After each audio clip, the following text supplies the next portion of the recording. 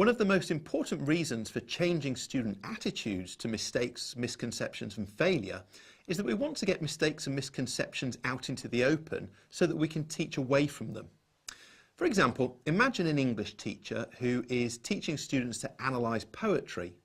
One of the key concepts they're training students to understand is alliteration. Now imagine if some of the students in the class have a misconception of what alliteration means.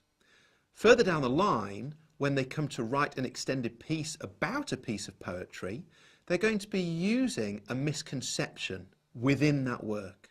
So they're going to compound the error. Whereas if this teacher can get the misconceptions into the open early on, they can teach away from them. And then later on, students will be working from secure knowledge when they're doing a longer, larger, more in-depth piece of work. So we want to get them out into the open so we can teach away from them. And there's a few things we can do connected to this to make our lives a little bit easier. The first is to explain to students what we're doing and why. So we tell them that actually we want mistakes and misconceptions to be part of our lessons, and that's okay. It's actually beneficial for them to be out in the open. And that just minimises a little bit of the uncertainty or fear that students might have about getting things wrong. Second, we can plan opportunities to test whether students do have any misconceptions which they're using when they're trying to do their work. So we plan activities or assessments in such a way that these things are likely to bubble up to the surface. So again, we're giving ourselves another opportunity to teach away from them.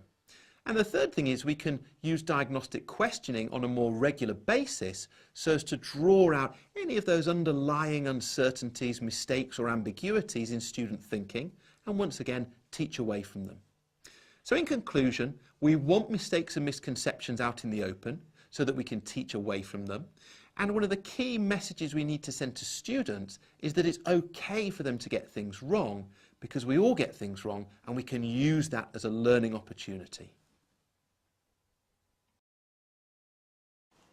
Golden nugget. We need to get mistakes and misconceptions out into the open if we're going to teach away from them.